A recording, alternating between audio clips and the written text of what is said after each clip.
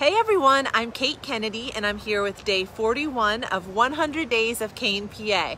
And it's Wednesday night, so you guys by now know that Wednesdays we spend with the Kane Historic Preservation Society and hear stories of Kane's history.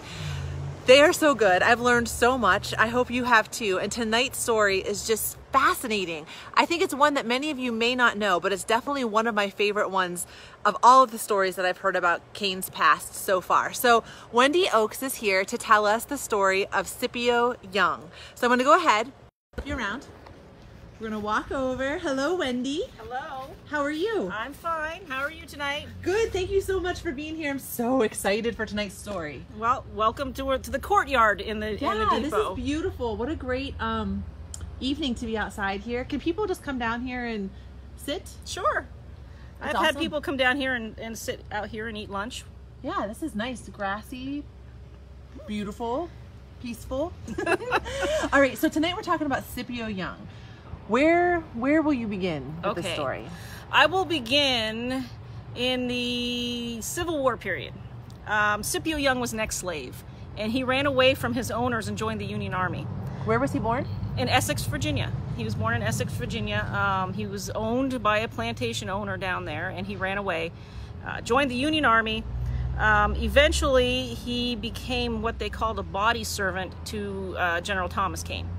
And a body servant today, they would call him a valet. You know, he took care of his clothing, he took care of his tent and everything that would traveled with him. So he stayed with him through the entire war. And then when General Kane left the war because of his injuries, Scipio went with him. About what year would that be? The end of 1863 is when he left the army. Then in 1864, he was here in Kane, and that's when they were building the house. And he brought Scipio here in Kane to help him build the town, basically. Scipio helped him build the mill, build the house, clear land here. He was General Kane's right-hand man at that time, and the interesting story is while he was here at one point he was probably just General Kane and Scipio. You know, that was probably about the only two, and some woodsmen around here. But after they had cleared everything and they had started it, he left and he went to get his family back in Virginia. He disappeared, and General Kane couldn't find him anywhere. And he went, he was trying to, because he was supposed to come back with his family, and he didn't. So General Kane put an advertisement in the Washington, D.C. newspaper and wanted to know if anybody knows Scipio Young, please have him contact Thomas Kane. Well, Scipio couldn't read or write. He, being a slave, an ex-slave, he had never learned. And so he somehow got the message. Somebody found him and said, General Thomas Kane is looking for you. And he gathered up his family, and about 1866, he moved his entire family here to Kane. Wow. So his wife Lucy, and his children. So he started out in Essex, Virginia as a slave, born there. Yes. Then met up with General Kane when he ran away to the Union Army. General Kane brought him back up here when he left the army, and it was basically the two of them clearing land. Well, it started out that way, but he hired people. There was other people came in, and so he helped General Kane build the house that was up at the high school. Build his sawmill to be able to cut the wood to get the town started. So he was right there at the beginning.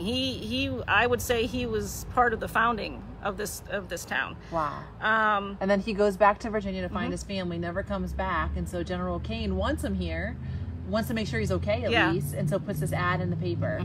And he ends up bringing his whole family here to Kane. And we all know how General Kane was. He was an abolitionist, and he was always for the downtrodden. We use that word a lot for him because there was a book written about that.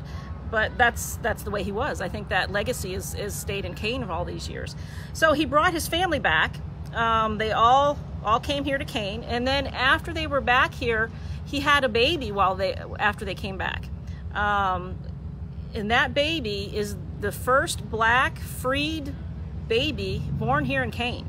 And the best part of it is his name was Grant. They named him Grant Washington Young. And the reason being is that when President Grant came here to visit General Kane, he held the baby and then asked if he would be named after him. So he was named after the President of the United States. How cool is that? The president came here, held this baby, and the baby was named after him. Exactly. And that was Grant Washington Young. And he lived in Kane his entire life. He was, he worked for the post office. He died in his 80s. You know, it's fascinating that, you know, they all lived here.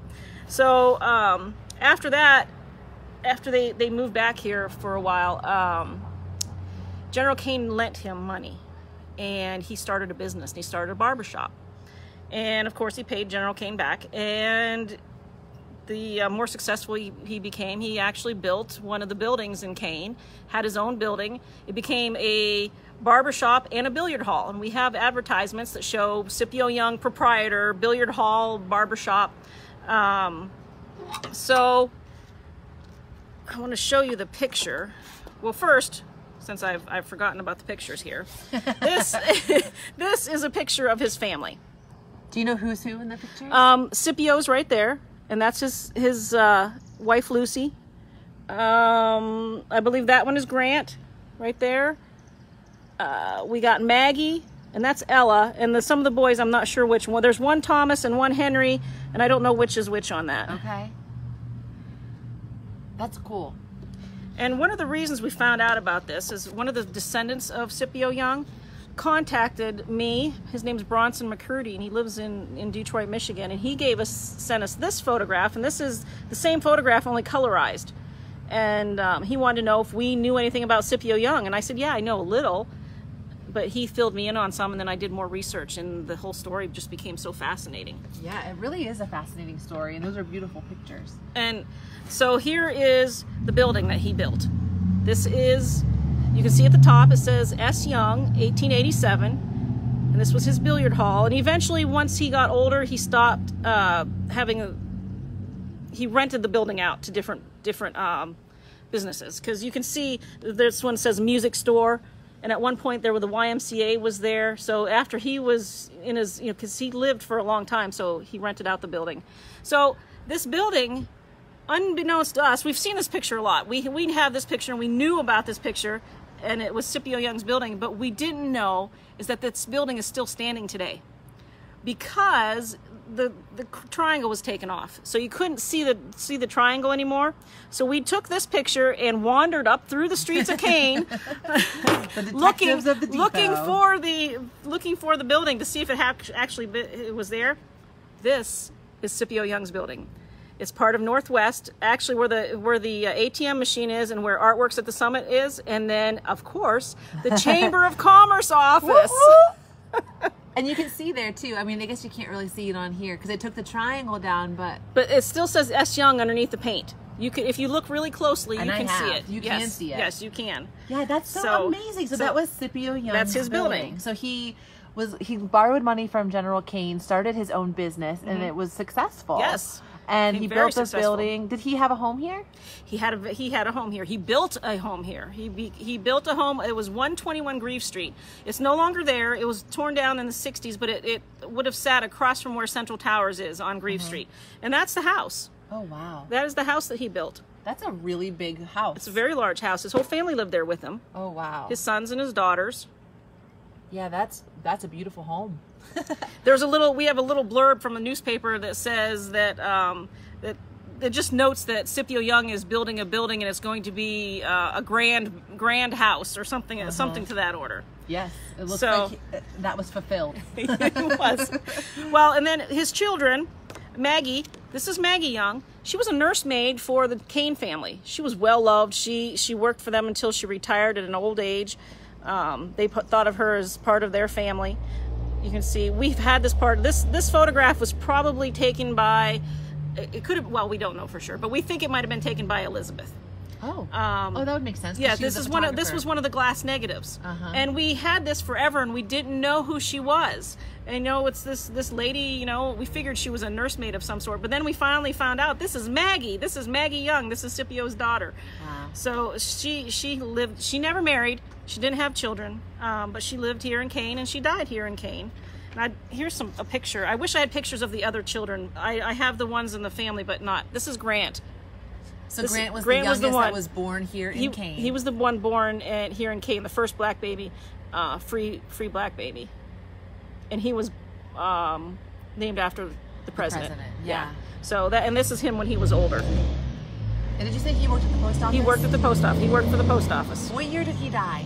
I can't tell you that off the top of my head. I didn't bring the things. I don't keep some of the dates. I can't remember off the top of my head, but it would have been in the 50s, I believe. Okay, so some people watching this might even have a memory of him. It was in the 1850s, I think, is when he died, or 1950s. Yeah. So the rest of the story about Scipio, and this is really something. He became very wealthy. And he lived until he was 101 years old. So he died in 1920.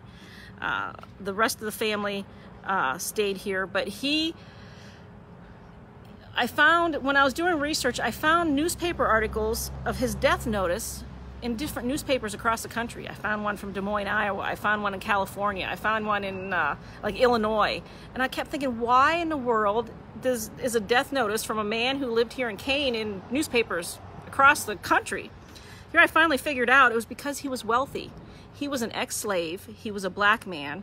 And it said his estate was worth $50,000. And in fact, some of the headlines said, "Wealthy Negro passes away in Kane, Pennsylvania."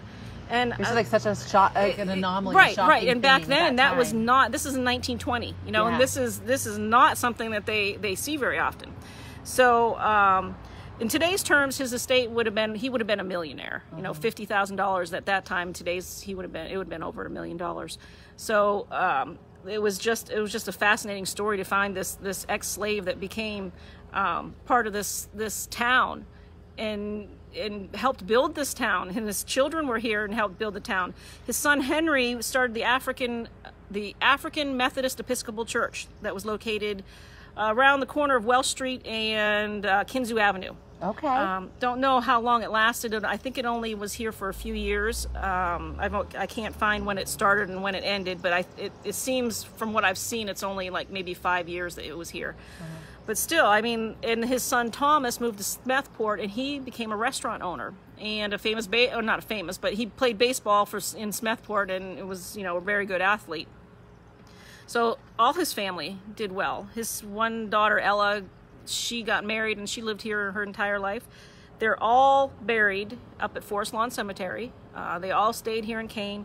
The Grant's children moved from Kane, and that's how it was through him that we found descendants that contacted us.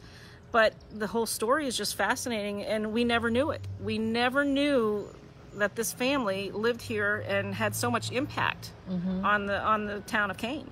It's really amazing to think someone born into slavery died a millionaire and helped found a town. Right. And lived to be 101. And we didn't know about it. Yeah. That was the part that it was like, how do we not know this? Yeah. Well, I'm so glad you guys discovered this and that you're sharing this story. It's a very important one. And what a legacy Scipio Young has left, not just in the things that he did to help found this town, but also the building. I think it's amazing that his building is still here. He evidently, from what I've read, he evidently owned other buildings in town, but we don't know if those buildings are still in existence. If we don't know which buildings they were, but there is references to him owning different properties in town. It's awesome. What a great story, and one that's probably pretty little known. No, I don't. Every time I mention Scipio Young, it's like, who? Yeah. Well, it's going to all change today. I hope so. I wanted to get it out. I wanted people to understand and see what happened. I think General Kane's legacy of abolition, his abolitionists and his downtrodden, it's just stayed in Kane. I just love this whole story. Me too. It's uplifting. It's very uplifting. Yeah. Well, is there anything else that you wanted to share about Scipio? I think I've hit it Yeah, all. you I think covered I've a hit all lot. the points. I think you did too. Yeah, awesome job, Wendy. Thank you so much for sharing the story. And Well, you're just welcome. appreciate you guys being these faithful detectives into Kane's history and sharing them so well with us. If anybody has any questions, they can stop by. We have these photographs on display. Awesome. Yeah, come down any Wednesday or over Any the Wednesday weekends. or just the call one you. weekends. Email You can you. do that too. All right, Wendy, thank you so much. You're welcome. All right, everyone. I love that story. It's definitely one of my favorite stories of Kane's history. And I hope that it's something new that you learned. It's so exciting to just know the history and the founding of our town. And we'll see you tomorrow for day 42.